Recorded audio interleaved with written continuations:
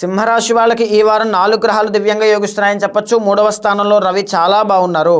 దీనివల్ల ఏంటి అంటే ఏదైతే పని అనుకుంటారో సాధించాలని కోరికతో ఉంటారో ఖచ్చితంగా పని నెరవేరుతుంది అని చెప్పొచ్చండి. ఈ వారంలో 3వ స్థానంలో శుక్రుడు యోగిస్తున్నారు. దీనివల్ల సినీ, నాటక, కళారంగాలు, నృత్య, గీత, వాద్యాది రంగాలు, క్రియేటివ్ సెక్టార్లో వర్క్ చేసేటువంటి వాళ్ళకి, మ్యారిటల్ లైఫ్లో మాట పట్టింపులు ఉన్నాయని బాధపడేటువంటి వాళ్ళకి ఖచ్చితంగా అవన్నీ సార్ట్అవుట్ అయ్యే అవకాశాలు ఎక్కువగా ఉంటాయి. ఆకస్మిక ధనప్రాప్తి, నూతన వస్త్రలాభం, వాహన లాభం, నూతన ఆభరణ లాభం కూడా ఖచ్చితంగా కనబడుతోంది. ఏదైనా వస్తువులు కొనుక్కుంటారండి ఈ వారంలో. 4వ స్థానంలో బుధుడు చాలా బాగున్నారు. ఏదైనా ఇల్లు కొనుక్కోవాలి, లేకపోతే నేను మంచి కమ్యూనికేషన్స్ డిపార్ట్మెంట్లో బాగా ముందుకు వెళ్ళాలి, వ్యాపార రంగంలో దినదిన అభివృద్ధి కావాలి, స్టాక్ మార్కెట్ కానీ షేర్ మార్కెట్ కానీ ట్రేడింగ్ కానీ చేసేటువంటి వాళ్ళు ఈ వారంలో పెట్టుబడులు పెట్టద్దు. గురుబలం అనేటువంటిది లేదు కాబట్టి ఒక నెల ఓపిక పడితే ఆ తర్వాత నుంచి మీకు ఎక్స్ట్రాడినరీగా కనబడుతుంది. చాలా జాగ్రత్తగా ముందుకు వెళ్ళండి. లాభంలో చంద్రుడు బాగున్నారు. ప్రశాంతమైనటువంటి జీవితాన్ని ఈ వారంలో చూస్తారు. విందు వినోద కార్యక్రమాలు కానీ, పాత బంధుమిత్రుల యొక్క కలయిక కానీ, కుటుంబ సభ్యులతో కలిసి ప్రశాంతమైన వాతావరణంలో గడపడం కానీ ఖచ్చితంగా ఈ వారంలో కనబడుతూ ఉన్నాయి. లగ్నంలో కేతుగ్రహ సంచారం కనబడుతోంది. కన్సిస్టెన్సీ అనేటువంటిది చాలా అవసరం.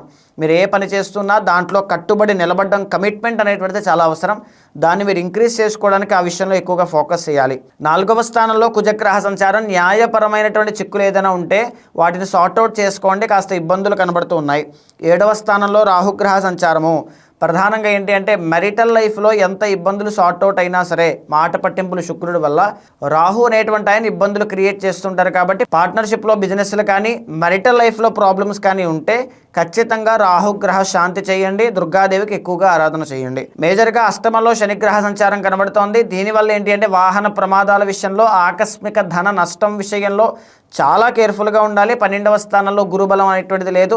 దీనివల్ల డబ్బులు విపరీతంగా ఖర్చు అవుతుంటాయి. డబ్బులు నిలబడకపోవడం, ఎంత వస్తున్నాయో అంతే వెళ్ళిపోతుంటాయి.